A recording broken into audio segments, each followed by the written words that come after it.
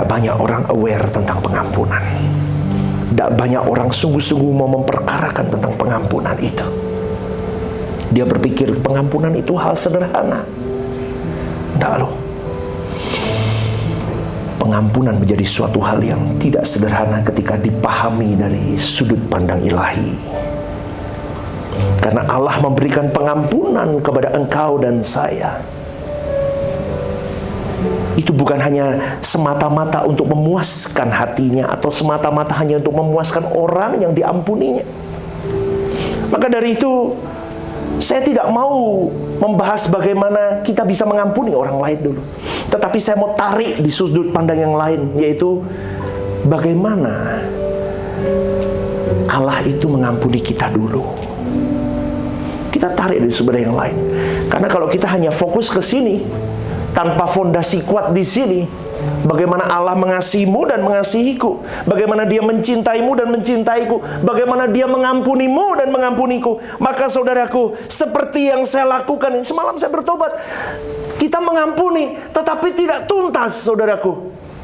Kita tidak sampai bersih mengampuni orang. Sesekali kita masih muncul dan kita mau hajar orang itu lagi. Tetapi di dalam doa saya semalam, saya ngomong, Tuhan, Stephen Lim ini kan sudah baik toh Tuhan, dibanding tahun lalu. Stephen Lim kan sudah lebih baik toh Tuhan, dibanding 1-2 tahun yang lalu. Kau lihat hidupku kan Tuhan. Tetapi lembut dia berkata, aku mau kau sempurna seperti anakku sempurna. Dan aku belum di titik itu, saudaraku. Jadi kalau kita pandang bagaimana pengampunan yang diberikan Allah itu kepada manusia itu berangkat dari hakikat Allah sendiri. Hakikatnya Allah sendiri itu adalah Allah yang Maha Kasih. Jadi kalau hakikat Allah yang Maha Kasih itu, saudaraku, itu tidak dipengaruhi oleh apapun dari luar dirinya. Hakikat Allah yang Maha Kasih itu konsisten dan permanen. Apapun kondisi dirimu, kau mau bejat sama Tuhan, kau mau memaki Tuhan, kau mau meninggalkan Tuhan, kau mau mengutuki Tuhanmu, sekalipun sampai di titik itu, Dia tetap Maha Kasih. Dia tetap memberikan kasih kepadamu, tidak berkurang sedikit pun. Itu kita pahami dulu. Sebegitunya Tuhan cinta engkau dan saya. Karena dari dirinya memang hakikatnya Dia Maha Kasih. Jadi apapun yang kita lakukan hari ini, engkau memuliakan Dia, engkau mau sungguh-sungguh sama Dia, atau engkau bejat sama Dia, sebetulnya saudaraku tidak mengurangi atau menambah kasih-Nya kepada kita semua. Tetap konsisten.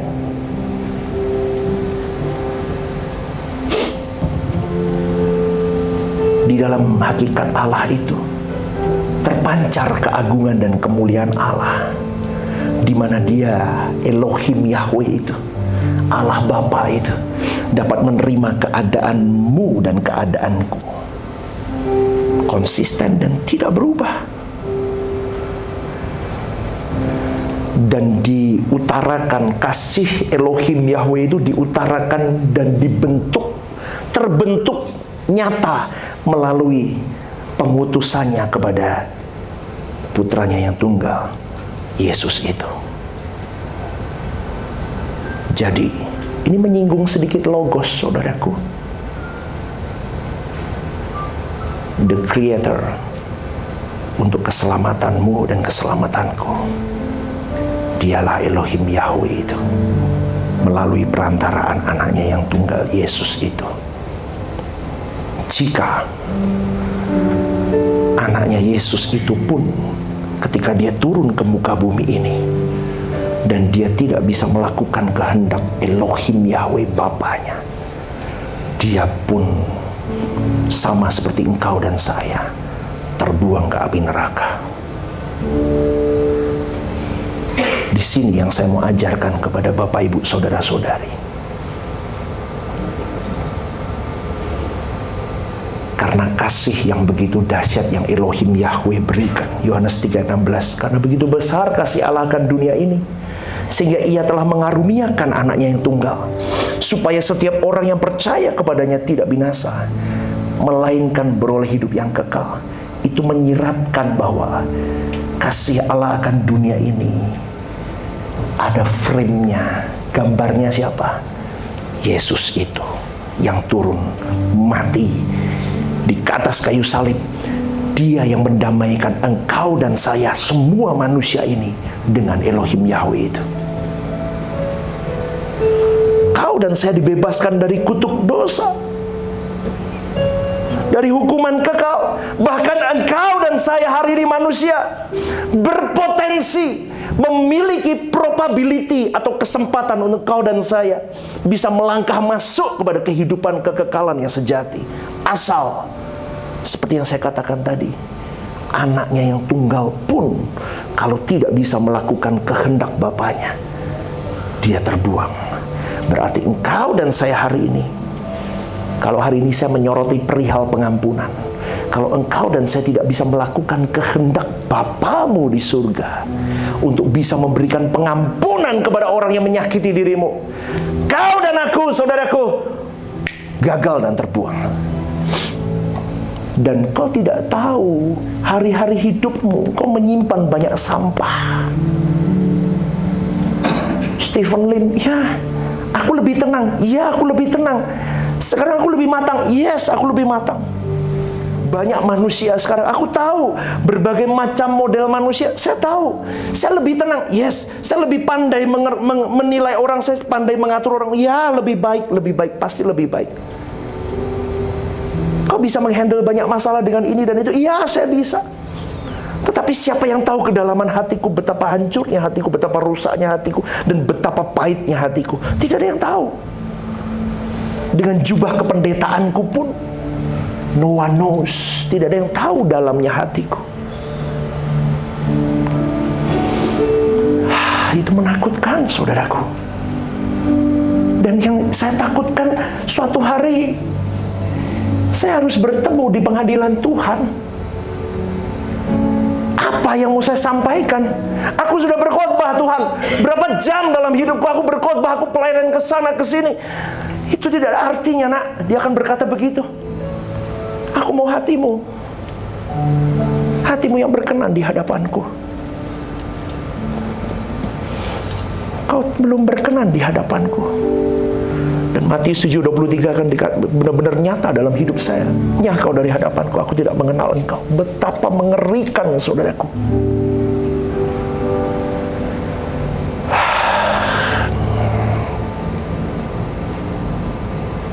Jadi kita maknai kasih Tuhan, kasih Elohim Yahweh itu melalui Yesus itu. Dia tanggung semua dosa kita.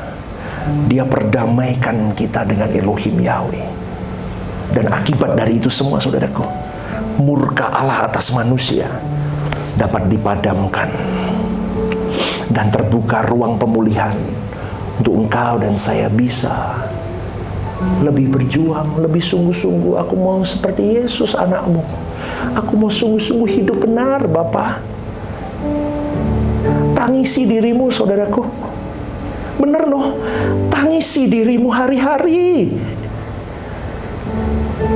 Saya yang berjuang gila-gilaan aja masih jatuh bangun.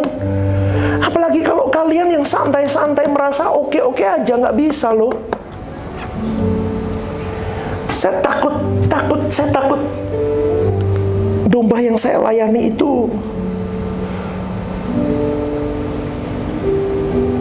tidak memberikan effort yang 100% untuk Tuhannya.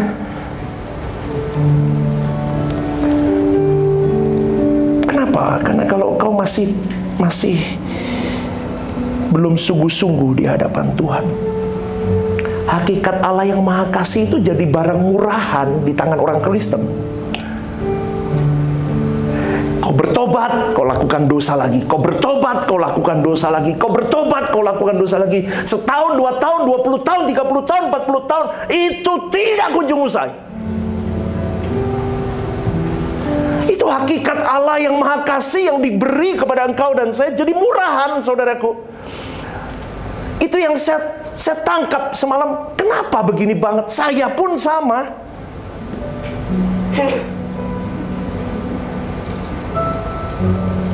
Seakan-akan kita boleh bertindak semau kita. Ingat loh saudaraku, pengampunan yang dia beri itu bukan tujuan akhir, tetapi itu adalah momentum di mana engkau harus melompat tinggi. Seperti Yesus itu, dia berjuang segenap hidup sampai Bapaknya senang dengan apa yang dia lakukan. Sampai waktu dibaptis oleh Yohanes Pembaptis itu sampai ada, inilah anakku yang kukasihi, kepadanya lah aku berkenan. Seharusnya itu yang kau dan saya kejar, saudaraku. Kau berani berambisi untuk apapun di muka bumi ini. Kau berani tidak pulang untuk luar kota. Kau kejar omset, kau kejar ini dan itu. Berapa daya juangmu untuk berdoa di hadapan Tuhan? Tanya dirimu, seberapa kau berjuang untuk Tuhanmu? Tanya dirimu, saudaraku. Bedah, kau periksa dirimu. Itu yang seringkali naif. Saya katakan kekristenan itu naif, saudaraku. Tadi apa? Kalimatnya apa tadi? Coba lagu terakhir. Oh, nggak usah. Itu, sekalipun dagingku dan hatiku, apa saudaraku? Habis lenyap, gunung batuku dan bagianku tetaplah Allah selamanya. Benar gak? Sekalipun dagingku dan hatiku habis lenyap, kau untuk Tuhan. Hiperbola, saudaraku. Kristen hari ini itu begitu.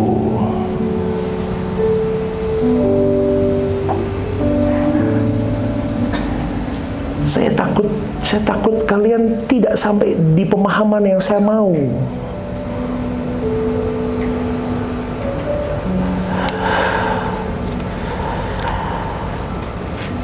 Pengampunan itu diberikan kepada engkau dan saya sebagai instrumen yang berfungsi untuk engkau dan saya semakin menggeliat jiwamu itu untuk lari sekencang-kencangnya. Jadi pengampunan itu kayak kita dibuka masuk ke jalan tol seharusnya. Ngerti nggak saudaraku? Kita dibuka gerbangnya, kau masuk ke jalan tol. Seharusnya itu menjadi instrumen yang membuat dirimu, aku kalau bisa tancap gas, aku tancap gas. Larilah sekencang-kencangnya. Bukan melenggang kangkung. Dan akhirnya saudaraku, kau dan saya terus keluar masuk dalam pengampunan dosa lagi, pengampunan dosa lagi. Itu pengampunan dianggap murahan.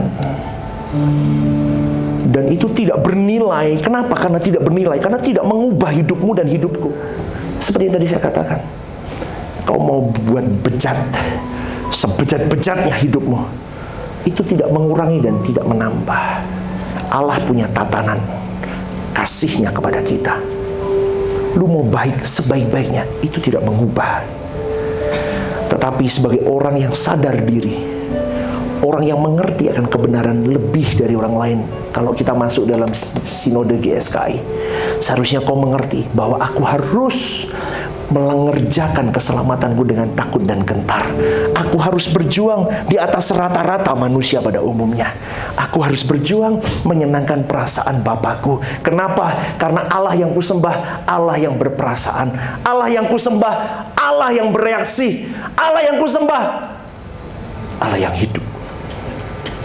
Jadi kalau kau dan saya hari ini, saudaraku, kau masih main-main dengan hidupmu, kau umbar sakit hatimu, kau umbar kebencianmu, atau ada sesuatu sakit hati yang terselinap di bawah paling dalam halus. Itu pun harus kau operasi dan kau buka, kau buang. Kau harus kasih betadin, sembuhin.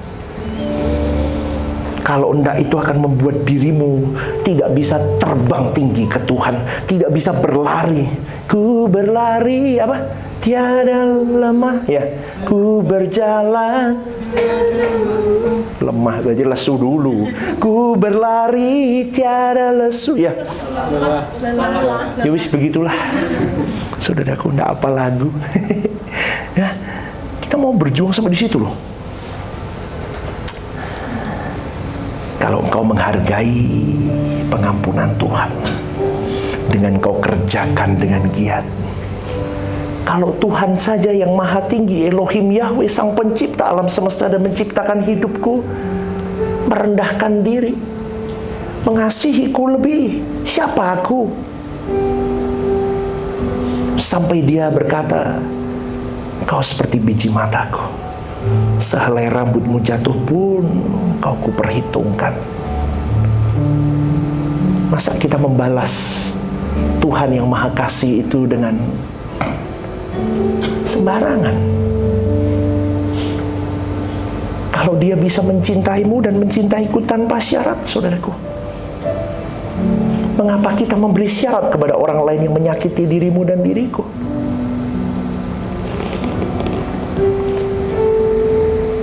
Saya menangis kemarin waktu saya sadar, iya ya Tuhan, bodoh ya saya, naif. Seakan-akan saya mengerti kebenaran, saya mengajarkan kebenaran kepada banyak jemaat, tetapi hal kecil begitu saja. Benar loh saudaraku, kalau saudara lihat kemarin sore ya, saya ngomong setan itu ya, wah keren. Saya ngomongnya itu menjiwai. Setan memang itu. Habis ngomong begitu tuh saya kayak gedubuk gitu. Sedih nanti ya, dari kedalaman hati tuh sedih banget, sedih gitu. Ih, kok begitu sih Stephen? Saya nangis, aduh, udah kebacut keluar. Nanti nggak? Udah kebacut keluar. Saya sudah kebacut ngomong. Nggak bisa ditarik lagi. Aduh Tuhan, aduh saya salah. Karena dulu saya kebiasaan begitu. Kalau diselip orang setan, padahal orang loh yang nyelip, bukan setan. Tapi saya selalu ngomong begitu, kebawa saudaraku. Maka dari itu saya ngomong sama istri saya, ya kita doakan orang itu. Bu ini gak berhenti nih. Terus iblis menggorak saya, nggak bisa dong, kamu nggak bisa cuma diam, lu harus berjuang. Itu terus setan yang ngomong di dalam hati saya. Lu bener, memang dia setan. Kurang ajar nih setan, terus ganggu saya loh saudaraku. Anda pernah nggak bergejolak begitu dalam hati, kayak perang gitu loh? Memang, aduh. Makanya saya semalam langsung aja, daripada habis nangis, saya upload itu, yang apa? Upload yang di Rehoboth Semarang, nyanyi lagunya apa? Ku duduk diam itu, saya nyanyi itu terus. Sambil saya upload, sambil saya nyanyi. Tangan gitu, ku angkat padamu. Sambil nangis, Tuhan ampuni aku. Hati di tahtamu. Wah asik loh bener.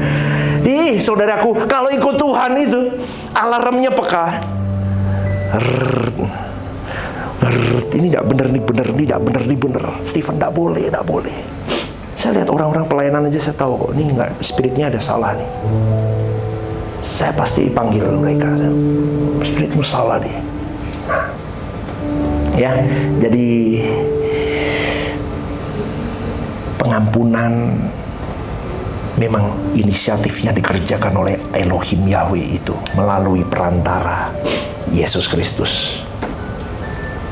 Tidak ada satu manusia pun yang dapat diampuni jika Yesus tidak mati di atas kayu salib. Di dalam kematian Yesus, kau dan saya diperdamaikan oleh Allah. Dan kalau kau menerimanya dengan benar, kemungkinan kau bisa menjadi huios, atau anak Allah yang sah. Secara de jure, manusia telah dibenarkan di hadapan Allah melalui kematian Yesus. Dibenarkan ini berarti dianggap benar, tetapi hidupmu dan hidupku belum benar. Semua dosa, semua pelanggaran kita dihapuskan oleh darah Yesus. Tapi pengampunan Allah ini harus kita respon dengan masuk di dalam proses pembenaran hari demi hari, time by time, minute by minute. Kau harus terus operasi hatimu, operasi hidupmu. Apa yang meleset, apa yang tidak berkenan, apa yang sudah tidak tepat di matanya, harus masuk di dalam pembenaran dan pembenaran. Secara de facto, manusia harus benar-benar diperdamaikan dengan Allah melalui perubahan caramu hidup, melalui perubahan pola berpikirmu, melalui perubahan kodrat lamamu menjadi kodrat ilahi. Dengan cara apa? Relasi. Sekali lagi, kembali lagi, kau bisa berubah kalau kau punya relasi kuat dengan Tuhanmu. Kalau tidak, saudaraku, kekristenanmu hanya agamais, agamawi, liturgis. Kau pulang dari tempat ini, lupa apa yang saya katakan, dan kembali lagi ke kubangan dosa. Setahun lagi kau datang ke tempat ini, masih tetap sama. Itu yang menjadi naifnya kekristenan. Tetapi saya berdoa, saudaraku, di tempat ini, kau dan saya merespon pengampunan Allah menjadi pengampunan yang benar-benar bernilai tinggi. Untuk aku bisa melakukan, Tuhan, semua apa yang menjadi kehendak-Mu dalam hidupku. Amin, saudaraku. Itu gak gampang loh. Bener gak, saudaraku? Itu gak gampang. Karena pola hidupmu selama ini, pola hidup yang kalau ditampar pipi kirimu, kalau perlu hajar pipi kanan, hidung, mata, mulut, hancurkan semua. Kalau perlu patahkan kakinya, tusuk lambungnya. Tetapi Yesus katakan, kalau ditampar pipi kirimu, belikan pipi kananmu. Apa yang kau korbankan? Harga diri. Kau berikan harga dirimu. Seakan-akan aku dijak-dijak. Lu bener loh, laki-laki itu begitu loh, saudaraku. Apalagi suruh minta maaf. Beri maaf ya, pastor salah. Apalagi saya pastor lu, aku pastormu, aku kan minta maaf. Aku rasa salah pula. Tapi Andre pelerak-pelerok sama saya, misalnya begitu. Ketemu saya, gitu. Ya, saya nemuin dia. Andre, maaf ya, pastor salah. Kalau ada salah saya minta maaf. Tahu nggak, saudaraku, itu nggak gampang. Di dalam dunia lelaki, kamus lelaki, kata minta maaf itu berarti kalah. Tetapi di dunia Allah, di mata Tuhan, kau berani minta maaf, kau menang. Asik kan? Ikut Tuhan itu begitu. Mau nggak kau masuk dalam kehendaknya? Kau diajar begitu, mau nggak? Maka ya, seperti kita telah diampuni Allah tanpa syarat melalui kematian Yesus, kita tidak boleh merasa berhak menghakimi atau menghukum orang lain karena kesalahan mereka kepada kita. Jika Allah mengampuni seluruh kesalahanmu dan kesalahanku A sampai Z, kita pun juga sama. Sekelas pendeta pun kadang belum naik kelas, saudaraku. Ngerti ya? Tolong, jangan pernah agungkan hamba Tuhan. Dia tidak lebih baik daripada dirimu seringkali. Ngerti ya, saudaraku ya? Ngerti ya? Sampai di titik ini paham ya? Jangan agungkan hamba Tuhan siapapun. Mereka semua manusia.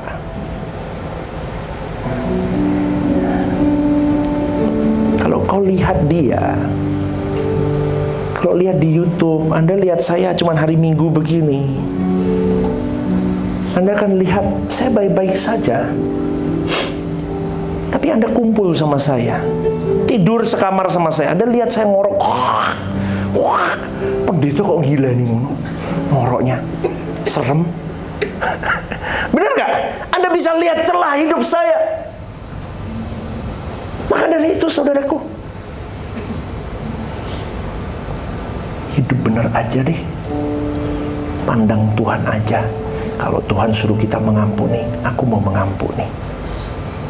Seluruhnya, ya nak, seluruhnya. Ya udah seluruhnya kita beri. Kenapa? Karena kadang kita tidak bisa kontrol apa yang ada di luar kita. Kita jaga hati kita, tapi orang lain tidak menjaga hatimu. Betul nggak? Bener nggak? Kayak mobil tuh. Siapa yang mau mobilnya ditabrak? Angkat tangan. Kok diem aja tuh? Ini saya ngomong sama manusia atau sama patung ini? Siapa yang mobilnya mau ditabrak? Gak ada. Tetapi orang menabrak mobil kita, kita diem-diem baru serempet. Apalagi motor itu. Saya dulu paling jengkel, saudaraku. Spion itu kalau ngecatin lumayan kan? Ya. Kadang ada mobil yang bisa sih, memang ada di pencet retract trap gitu. Tapi kalau mobil-mobil murah kan susah, yang sebelah sana saya nyetir. Buka kaca, jeglekin gitu kan susah, nyeting lagi susah. Itu seringkali motor itu, dek, sabar, dek, gitu lagi. Aduh, saudara, ngerti ya. Kita nggak ada yang mau ditabrakin, tapi orang luar nabrak. Sama hatimu dan hatiku, disiapin broken ya. Sama, engkau dan saya berjuang. Aku tidak mau melukai orang, tapi orang melukai engkau dan saya terus. Lah terus gimana engkau bisa memberi pengampunan itu? Ingat, Tuhan sudah mengampunimu terlebih dahulu. Hari ini aku pun juga harus melepaskan pengampunan itu. Terus. Supaya apa? Saya bisa melakukan kehendak-Nya sampai akhir hidupku. Amin, saudaraku. Amin. Kita akan nonton satu film. Ya, ini seperti home theater ya. Kita nonton.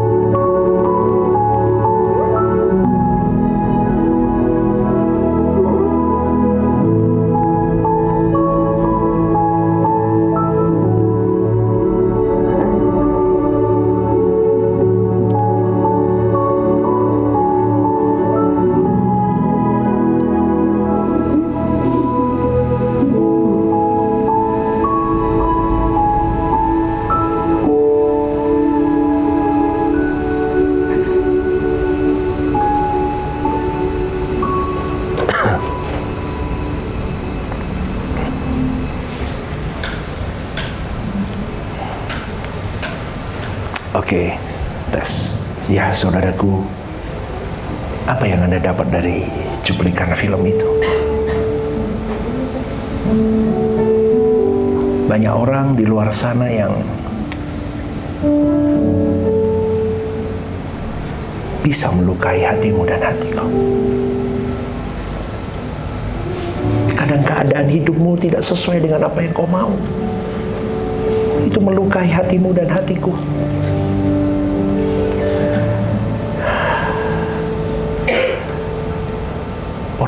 banyak menyalahpahami ini dan itu.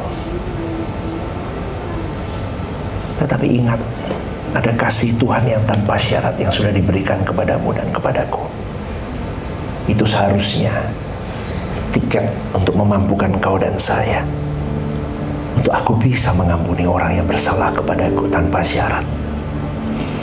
Dan melalui pengenalan kita akan Tuhan lebih lagi, kita bisa jadi agen pemulihan untuk teman-teman di sekitar kita, orang-orang di sekitar kita, orang-orang yang menyakitimu dan menyakitiku. Dia akan melihat ada produk yang berbeda dalam dirimu. Kok bisa berubah begini? Kenapa? Mungkin orang-orang itu akan tersentuh ketika engkau dan saya benar-benar memberikan hidup kasih hatimu kepada dia. Seperti anak tadi, dia kembali kepada orang-orang yang menyakiti dirinya. Dia peluk mereka kembali, dan dia menjadi agen pemulihan Tuhan. Kita mau sama-sama di sana. Ya, jangan mati dengan sakit hatimu. Jangan mati dengan kebencianmu. Jangan mati dengan hal-hal yang membuat dirimu seakan-akan kau melayani Tuhan, seakan-akan kau mengerti kebenaran, tetapi di dalam gereja itu kau meluncur ke neraka dengan cepat karena jabatan-jabatan rohanimu.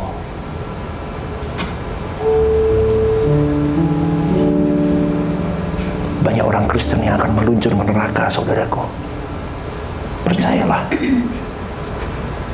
Kau dan saya di sini, di Yogyakarta, dengan segelintir manusia di sini, jadilah agen manusia yang akan membawa percepatan Tuhan itu datang kedua kali. Dengan pembaruan pikiran jiwamu. Kalau kau anak muda, jadilah anak muda yang dahsyat, yang berbeda dari yang lain. Kalau kau jadi ibu rumah tangga, jadilah ibu rumah tangga yang berbeda dari orang lain. Kalau kau jadi seorang pekerja, jadilah pekerja yang beda dari orang lain. Seburuk-buruknya pemimpinmu, doakan dia, tunduk kepada dia. Siapa tahu kau jadi agen perubahan untuk dirinya.